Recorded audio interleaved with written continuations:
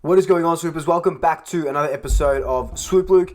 In this episode, we'll be previewing the game against Fremantle today, so let's jump straight into it.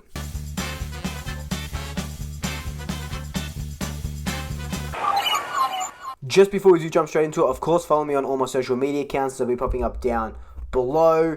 If you are a new Swooper, welcome. Thank you so much for joining me. Be sure to hit that subscribe button, hit that notification bell. And if you are a returning Swooper, welcome back. Thank you so much for rejoining me. Remember, once we hit 2,000 subs, we'll go into the draw to win a Collingwood home or away or clash or whatever jersey that you are after from the Collingwood shop. So be sure to tell your family and friends to subscribe if they're a Collingwood supporter or if you want a better chance at winning that jersey. But anyway, first off, let me apologize for the delay. It's been a crazy work week and personal week for me, so this is dropping day of. Not going to happen again next week, but this is dropping day of. So apologies for that, but let's get into this preview. So going into this game, Collingwood hold equal highest win streak in the league. So that is 2 wins in a row.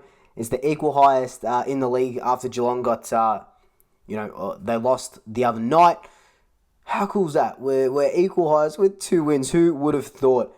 But in saying that, our last 5 games, or out of our last 5 games, we've won 2, we've lost 3. Obviously smashed Melbourne last week the week before in that, Buckley's last game. And that was crazy good. Then the week before that, Adelaide, and then a couple of losses in a row. But like I've been saying, we've been building for this sort of form that we're in.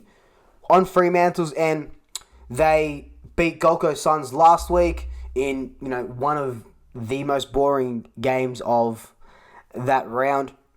But a win's a win, you take it as it comes. In their last 5 games, they've won 2, lost 3 as well.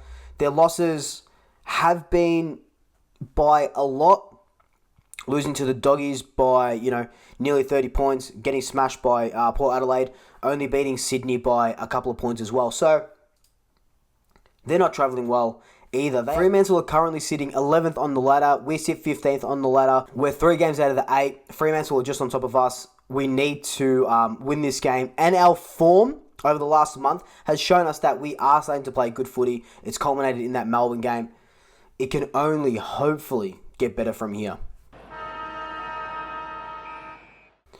So the last time we played Fremantle was last year. That was the day that Taberner kicked 4 goals on Mark Keane. Before you come for Mark Keane, remember, the coaches just left him on Taberner, even though Taberner was in red-hot form. So you can't blame Keaney for that. And I think that was his first game as well. So crazy. That's when Taberner kicked, 4 goals. We didn't have the best of games, but we kind of kept up with them. I think that game came after our loss against West Coast. But like I say all the time, unless we verse the teams this year, going previously on, you just kind of, just to see where we were last year. Because if you look at this, our leading disposal getter, or one of our leading disposal getters, was Johnny Noble with 25. This was the game that Pendlebury didn't play as well, so we were all kind of down, and that changes. We're probably playing better football now, ironically, than we were this time last year. One of the key areas or key matchups that we're going to look at is the ruck duel between Brody Grundy and Darcy from Fremantle. Darcy is probably one of the best rucks in the game at the moment. If you take out, not take out, but if you put him up next to Max Gawn, he's one of the best rucks. He's just signed on till I think 2024. He probably will be All-Australian this year as well. Absolutely smashing the game. Grundy, we know, has been out for the last couple of weeks because of that injury that he sustained. So he has to get back into form. Grundy has had a good year by his standards.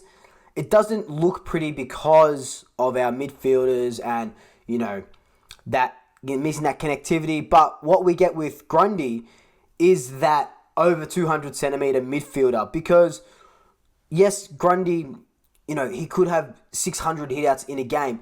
But what we get from him, like I just said, he gets those clearances. He gets the run. He can kick a goal. He can get down low as well for someone so tall.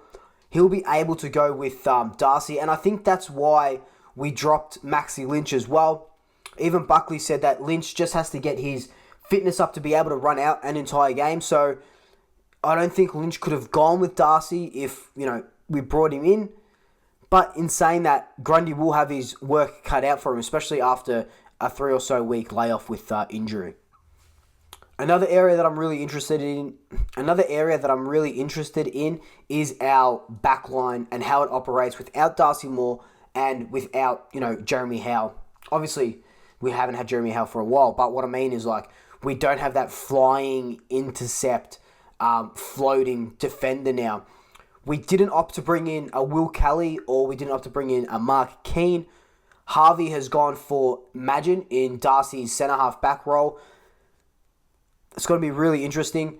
I think, you could probably maybe swing Darcy Cameron down back. We saw that against Adelaide. He went down back. He took a couple of marks. You could swing Mychek down back if you really wanted to, because obviously he came from Port Melbourne as a fullback, as a defender. You could do that. Madgen will be out to prove himself as well. Madgen hasn't been terrible. Sometimes ball in hand, you get a bit, what's he going to do? But other times, Madgen loves to take the game on. He's a good mark as well. Just needs to tidy up his possessions. But other than that, Madgen's one of those guys where, look, he might not be an A grader or a B grader, but he does what he needs to do for the team. And, it's kind of like a Chris Mayne type as well. So, unless he does something drastically bad, Madgen here might be a good go. Would I have liked to see Mark Keane? Of course, because I love Marky Keane, and he is our defender going forward. Not a one-on-one defender, but a floating defender.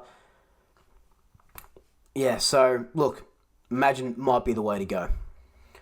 Something else that I want to see as well, against Melbourne, we were very attacking. We were very, playing on instinct a lot, and that's exactly how we want to play. Quick when we want to be quick, slow when we need to be slow, taking the game on when we need to take the game on. The first couple of months of the season, very defensive, very, I want to say methodically slow in our approach to scoring goals. Yes, we were keeping teams to a lowish score, but we weren't scoring goals ourselves.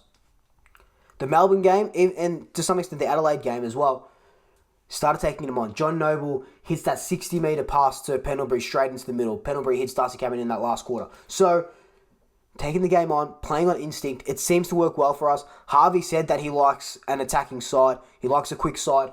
So maybe that goes up a notch. We just can't go from that Melbourne game, or what I don't want to see is going from that Melbourne game and reverting back to that Geelong-style game where very slow and very difficult to watch. We have some pretty big ins. We bring in Taylor Adams, Mason Cox, Brodie Grundy. So we've gone really, really tall in the game. The roof on the roof on Marvel is going to be open. It's been raining in Melbourne. Hopefully, they've got those big heaters on because the ground needs to dry quick. Otherwise, it's going to be a very low to the ground game. Mason Cox is good in that forward line because if he's not marking the ball, he's bringing the ball down. Bo McCreary, Jamie Elliott as well. Those little crummers, Josh Thomas, Will Hoskin Elliott.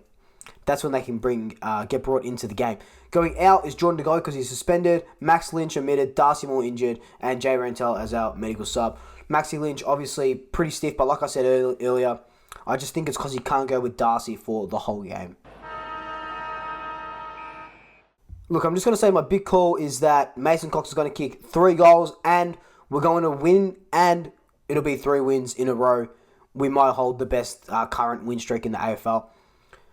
A win for halves and for the Collingwood Football Club would be very, very, very nice. I don't think it'll be my signature band-aid over an earthquake. I think it'll be more than that because we're starting to see a lot of good footy being played over the last 5 or so weeks.